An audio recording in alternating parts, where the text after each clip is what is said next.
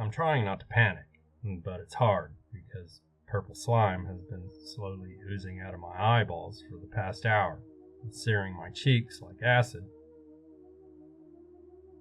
My name is Brendon Pierce, and I've either just saved the world or doomed it. The horrible ocular discharge could, after all, be merely a side effect of the vaccine, like a slight fever after a flu shot. Or it could be a sign that I'm infected with a supercharged version of the virus of my own making that turned my best friend into a puddle of bubbling slime. Aaron's horrific death was also my doing. I thought it would be funny to make him eat some tainted cantaloupe. I just thought it would taste bad because it smelled so awful, like meat left out for weeks, crawling with parasitic worms. I guess now that I write it out like that, I should have known. I should have known that Aaron's belly would have become distended as his organs and bones melted away from the insides, until the pressure built so much that his stomach burst open and poured it all out onto the floor. If I could go back in time, there's so much I would change. The cantaloupe thing, just for starters. I'd also try to convince my former boss that his quest for a formula to make unperishable bananas, while certainly a cool idea, was not worth creating a super virus with the potential to wipe out humanity. And I'd also change everything that I did after Aaron's death, if I could go back in time. But I can't change the past, and I can only recount it. And now, as the slime starts to ooze out of my nose and burns my lips, I have to admit that I have screwed up on a global scale, and I don't have much time left to tell you how I have doomed humanity to the worst death imaginable. Maybe somebody will be able to do something to save the world, but as small insects dripping in purple slime start to push their way out of the pores in my arm, I know that it's not going to be me. After Aaron's death, I had a breakdown. I became convinced that the virus we had unwittingly created in the lab was going to spread throughout the world and infect everyone on the planet. And I couldn't sleep. I had waking nightmares. Visions of standing in a crowded street as everyone around me became brain-dead zombies and slowly turned to face me with outstretched arms. Then they started popping like grotesque pimples, overripe with the deadly virus. Visions of men eating the flesh of men, of scorched earth, of rotten bananas, all swirling around in my head to a ballet of death and terror. I had to do something. I had to stop my nightmares from coming true. I still had my notes from the lab where the terrible thing was spawned.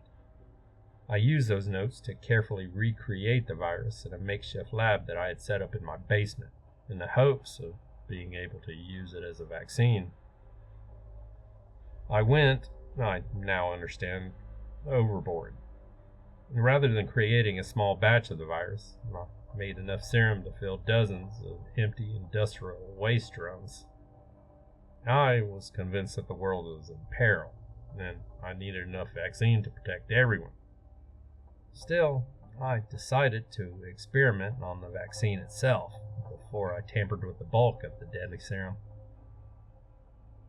My first attempt to make the vaccine was to use radiation to kill the active agents in the virus.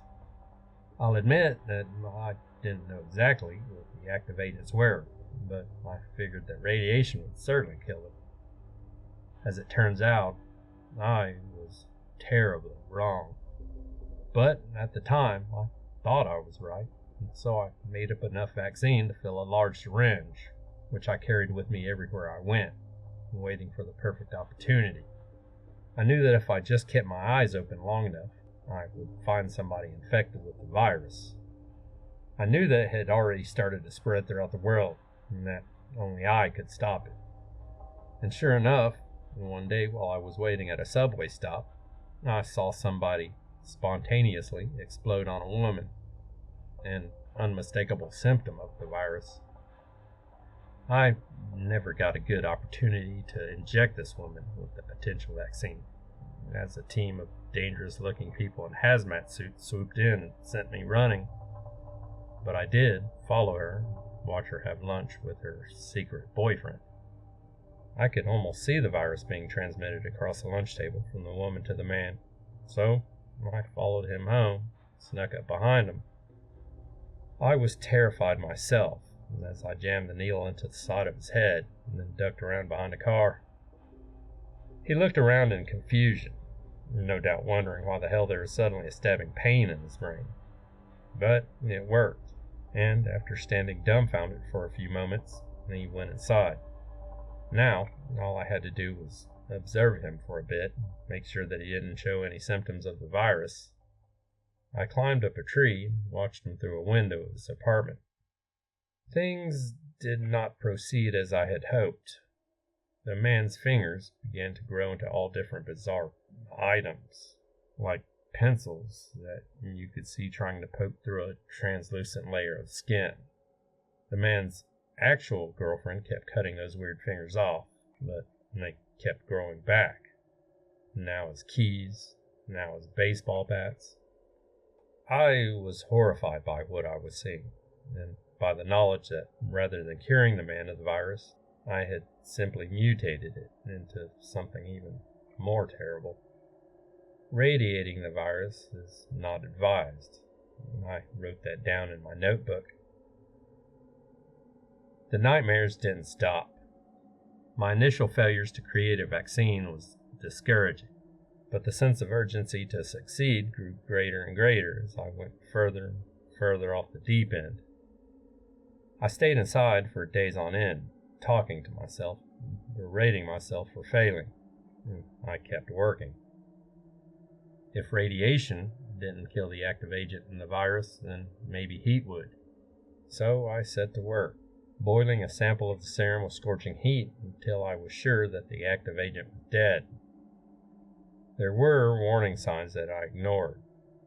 The vaccine wouldn't stop bubbling, for instance, even after it had been stored in a deep freezer overnight. Somewhere along the line, the guilt and terror became too much for my psyche to bear, and so I became the chosen one. I felt my brain crackle with electric energy, became convinced that I was destined to save humanity, and there was no possibility of failure. Thinking back, I'm horrified at how completely I broke with reality.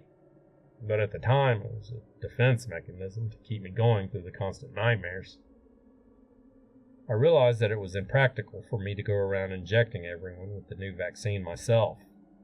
It would be much better if I could infuse it into objects that would transmit it through people's skin on contact. Then I could send the object out into the world in bulk. I settled on a necklace. I boiled the necklace in a vaccine till all of the solution was gone from the pot and infused into the necklace. Then I carefully packaged up the necklace. I never touched it directly myself, of course, just in case. After all, I thought I was the chosen one, way too important to lose. I set the package on a random woman's stoop, settled into the bushes to observe. And what I observed was so terrible that the horror began to seep through the cracks in my invented ego. The woman went inside, put on the necklace. The necklace began acting strange, and the woman began acting stranger. I told myself that it was just harmless side effects of the vaccine, but when the woman took the first bite out of her boyfriend's heart, and I had to look away or risk giving in to total despair. Heating the virus is not advised, and I wrote that down in my notebook. I had been experimenting with different chemical cocktails that might render the serum from a deadly virus into a world-saving vaccine. This time, I decided to experiment on mice instead of men. Each time a mouse exploded, I felt more and more sure that I was destined to save the world. Looking back now, when understanding has come too late, it's clear that I had lost my mind almost entirely. The event that made me lose my mind 100% all the way happened when I was driving back from the store with more supplies. I was driving down the street in my suburb when I saw a very bizarre sight. A man was going around and around mowing a lawn that had already been mowed, as 4 uniformed police officers also performed redundant landscaping tasks. I felt a renewed sense of terror as I pulled off to the side of the road to observe.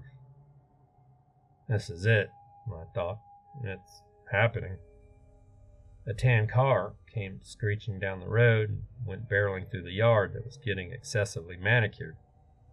The car crashed into an apple tree. Then a woman in a gas mask and a plastic poncho jumped out of it.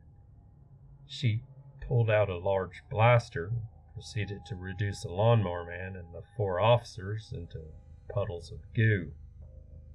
That's when my mind broke completely. There's no more time for screwing around, I thought. The chosen one must have faith and act immediately. I tore out of there and went back home. I went down to the basement and looked at the stockpile of the untreated virus. If radiating it didn't work, and heating it didn't work, and adding more chemicals didn't work, then the obvious answer was to radiate it and heat it and add a shitload of chemicals. That had to work. Or so I thought in my completely deluded state. I proceeded to do just that, not to a small test sample, but the entire stock. I was again convinced both that I had to act immediately and that I couldn't fail. But now that the virus had worked its way into my brain, eaten away my psychic defenses, I see now that not only was my failure possible, any idiot could have seen it coming. I rented a U-Haul and have been traveling across the country for the past week, dumping my vaccine into all the major water supplies that I can. It happened at the Colorado River Aqueduct, which supplies water to much of Southern California. I dumped an entire 100-gallon drum of the serum in there, which I calculated was enough to inoculate the entire state of California, let alone the southern part, against the virus, assuming that the vaccine would do that, which I thought it would. I had gone 3 days without sleep and was letting out a yawn when a gust of wind blew some of the serum that I was pouring out back into my open mouth. Of all the strains of the virus that I've seen, the variation that I created in my state of megalomania appears to be the very worst. My skin is on fire as purple slime oozes out of it. Bugs and worms are crawling out of every hole in my body, no matter how small. A tentacle has emerged from my throat and is feeling around in the air. Hungry. I am, oh, so hungry. And I know what I'm hungry for, too, somehow. I'm hungry for people. At first, I was terrified. I was worried that I would explode. I'm still terrified, but the feeling is subsiding. This is who I am now. A part of me is still screaming in protest against this, but the screams are getting choked out.